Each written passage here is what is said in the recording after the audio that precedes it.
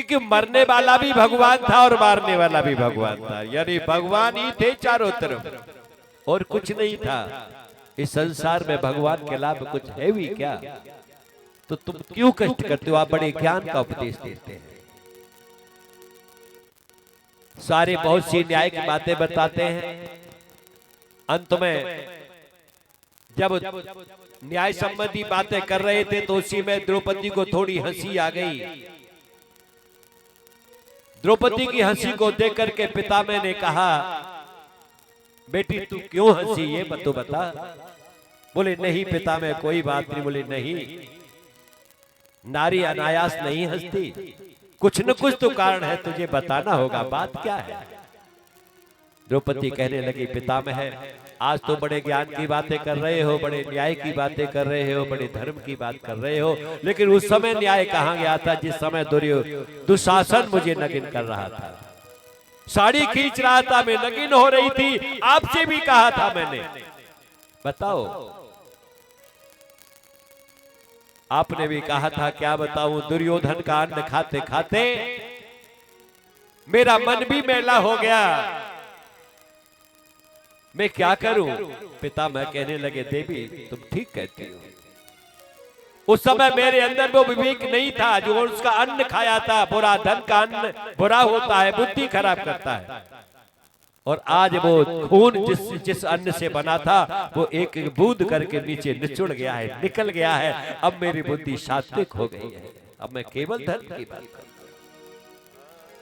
और ऐसा कहते कहते भगवान सामने थे, कैसा मैं भाग्यशाली हूं, तीनों लोगों के नाथ, जिनका नाम मरते समय मनुष्य की जवाब पे नहीं आता, जीव्या पे नहीं आता, वो आज मेरे सामने उनका दर्शन कर रहा हूं। और भगवान माधव का कीर्तन करते करते पितामह की गर्दन एक और को लड़क गई। बोलिए गोविंद भगवान की।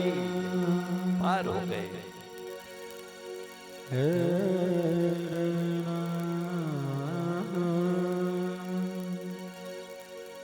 कई जन्मों से मैं तुमको बुला रहा हूँ, हे केशव, कई जन्मों से बुला रहा हूँ,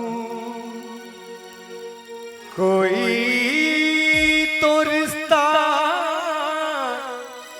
जरूर होगा, कोई तो रिश्ता जरूर होगा, कई जन्मों से बुला रहे हैं, कई जन्मों से बुला रहे हैं, कोई तो रिश्ता जरूर होगा, कोई तो रिश्ता जरूर होगा, नजरों से नजरें मिला न पाए, नजरों से नजरें मिला न पाए, मेरी नजर का कसूर होगा, मेरी नजर का कसूर होगा, कई जन्मों से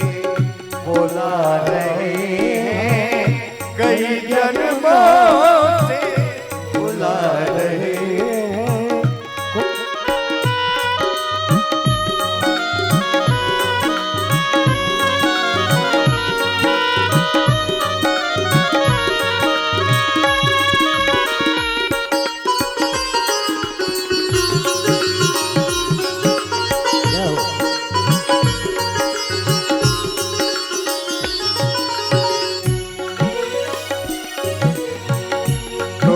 तो मेरे माता पिता, तुम्ही तो मेरे माता पिता हो, तुम्ही तो मेरे बंधु सखा, तुम्ही तो मेरे बंधु सखा हो, तुम्ही तो मेरे माता पिता हो, तुम्ही तो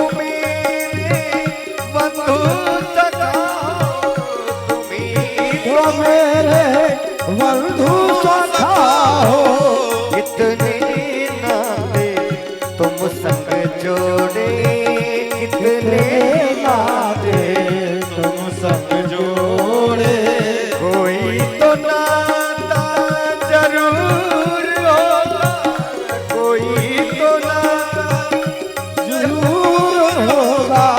कई जन्मों से बुला रहे हैं, कई जन्मों साथ नहीं, साथ नहीं, साथ नहीं, कई जन्मों से बुला रहे हैं।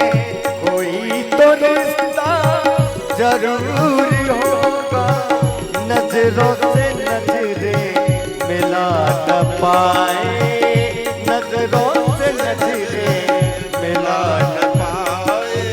मेरी नजर का कसूर होगा, कई जन्मों से, कई जन्मों से, कई जन्मों से। बोलिए गोविंद भगवान की जय। बोलो राधा कृष्ण की। एक और जयकारा जोर से लगाओ। उसके बाद थोड़ी देर के बाद आरती होगी, कथा थोड़ी और चलेगी। जयकारा जोर से लगाओ। बोलो राधा कृष्ण की जय। आपको बता रहे थे कि पितामह भीष्म ने अपने शरीर को त्यागा। अब भगवान के द्वारका जाने की तैयारी हुई। भगवान ने युधिष्ठिर को राजा बनाया, राज तिलक किया और युधिष्ठिर को राजा बनाने के लिए स्वयं रथ पर सवार होने के लिए द्वारका जाने को तैयार होते हैं। उनका बड़ा मान सम्मान किया गया, फूलों से रथ को सजाया गया, ऊपर पुष्प वर्षा की गई, भांति भांति प्रकार के सम्मान पेश किए। और जब भगवान वहां से द्वारिका जाते हैं तो द्वारिका में जाकर के भगवान का सम्मान होता है। वह थोड़ा समय हुआ, इधर राजा परीक्षित का जन्म हुआ, उत्तरा के पुत्र का जन्म हुआ। राजा युधिष्ठिर ने कहा, ब्राह्मणों को बुलाया, बोले भैया देखो तो जरा, मेरे पुत्र पैदा हुआ है, इसका भविष्य देखो क्या कहता है। राजा परीक्षित को जब ब्राह्मणों ने बताया कि महाराज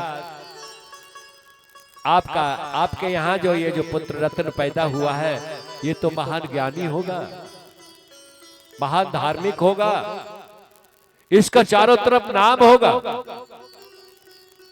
आपकी यश कीर्ति को आगे और बढ़ाएगा। सारी बातें बहुत अच्छी हैं। तो जब तो बड़े खुश होने लगे। और जब उन्होंने बोले कि एक ही बात थोड़ी सी गड़बड़ी है। क्या गड़बड़ी है? कि इसका मृत्यु का स्थान गड़बड़ है।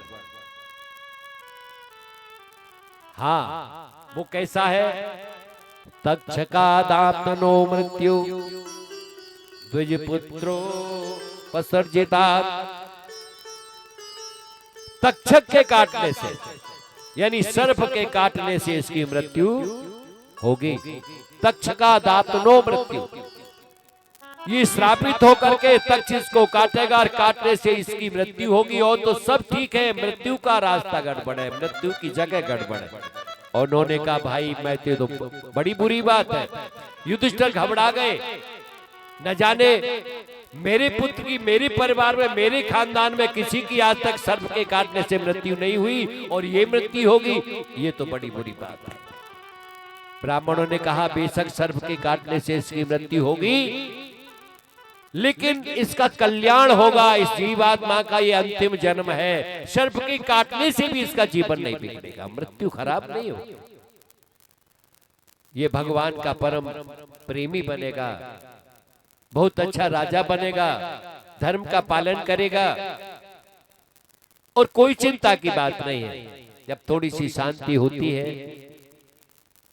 उधर से जब कोई बालक पैदा होता है तो छोचुकबारा लेकर के आते हैं ससुराल वाले, चारों तरफ से आता है ना। दष्टौन जब होता है बच्चे का, दावत बावत हुई तो भगवान कन्हैया भी कुछ कुछ लेकर के आए द्वारका से, परीक्षित जी आए। लेकिन बालक पैदा होकर के ये देख रहा है, चारों तरफ दृष्टि डालता है कि मैं सबको सब दिखाई दे रहे हैं, लेकिन जिसको मैंने सबसे पहले देखा था वो दिखाई नहीं दे रहा। क्योंकि भगवान कन्हैया को सबसे पहले देखा था राजा परीक्षित ने, गर्भ में ही देख लिया था। गर्भ से बाहर निकलने के बाद सब दिखाई देते हैं, लेकिन वो टेढ़ी टांग वाला दिखाई नहीं दे रहा है कहीं भी, वो किधर है। और जब दृष्टि डाली और जैसे ही भगवान का दर्शन हुआ, ये है, बोलो गोविंद भगवान की जय। सबको महान आनंद हुआ, भगवान प्रभु ने आशीर्वाद दिया, धन्य है राजा परीक्षित। बाहर तो क्या, जिसे घर में ही भगवान का दीदार हो गया, दर्शन हो गया, उसका तो कल्याण होना ही था। धीरे धीरे बड़ा होने लगता है।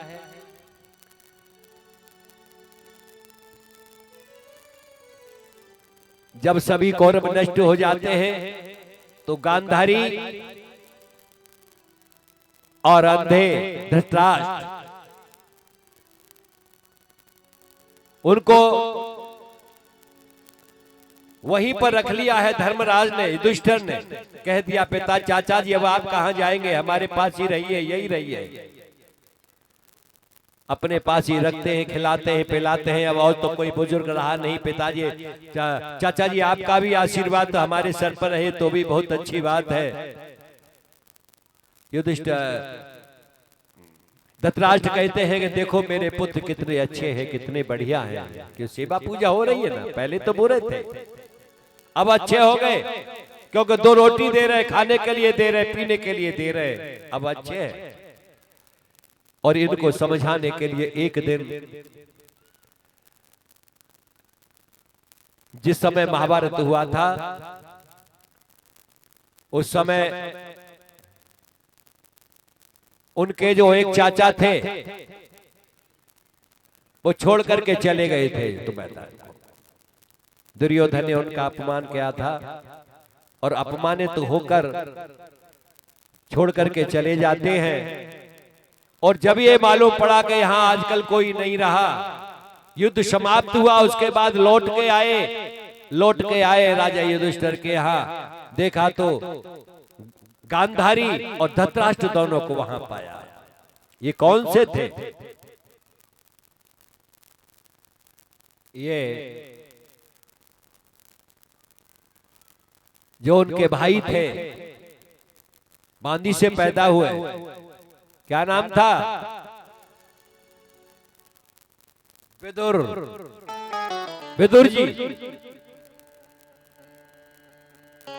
विदुर जी ने देखा है कि मेरा भाई वहां पड़ा रोड तोड़ रहा है, जिसने सारे परिवार का, सारे खानदान को खत्म करा दिया, और वही देखो वहां जाकर के नहीं माना। आज विदुर जी आते हैं समझाने के लिए, तो धृतराष्ट्र कहते तुम्हें शर्म नहीं आती है?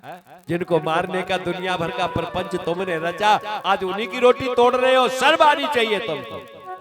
यार रहने के काबिल नहीं हो, निकलो यहाँ से। कैसे तुम यहाँ जीवित रह रहे हो? हमको तो बड़ा ताज्जुब की बात आती है।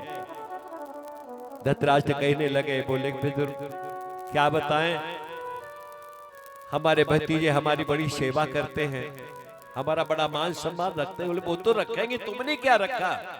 तुमको तो शर्म आनी चाहिए, यहाँ का पानी भी नहीं पीना चाहिए तुमको। और ऐसी बातें कहीं कि याद गांधारी और धृतराष्ट्र के मन में बैठ गई। उन्होंने कहा कि तुम ठीक कहते हो, हमने इनके साथ बड़ा अन्याय किया है। निकल करके चल दिए, रात्रि में निकल गए। विदुर जी भी साथ चले गए उनके।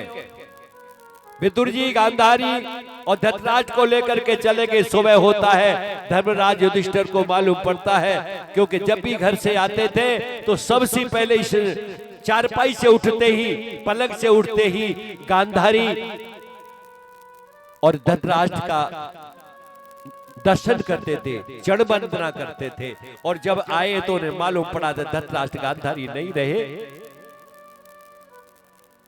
तो बड़े दुखी रहे। क्या हुआ?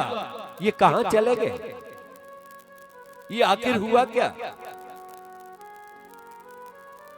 पूछते हैं तो उनको समझाने के लिए नारद का आगमन होता है।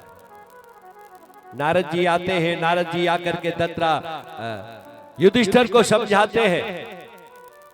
बोल के वो तो गए हिमालय की ओर चले गए, उनका तो कल्याण हो जाएगा, ऋषियों के साथ मिलकर के रहते हैं, भूख प्यास में भी न कुछ खाते हैं न पीते हैं, जल पीकर तपस्या हो रही है और 4-5 दिन में उनका कल्याण हो जाएगा। लेकिन तुम्हारा कल्याण कैसे होगा? पांडवों से कहना कि तुम भी सतर्क हो जाओ, आगे कली आने वाला है, सबकी हड्डी हटा देगा करके। इसलिए तुम भी अपना कल्याण अगर चाहते हो तो अपने उद्धार को अपने हाथों से कर लीजिए। बोले गृहस्थ आश्रम को छोड़ दो। यहां पर देखिए अर्जुन को सुध लेने के लिए भेजा है द्वारिका से भगवान लौट के नहीं आए, 5-6 महीने द्वारका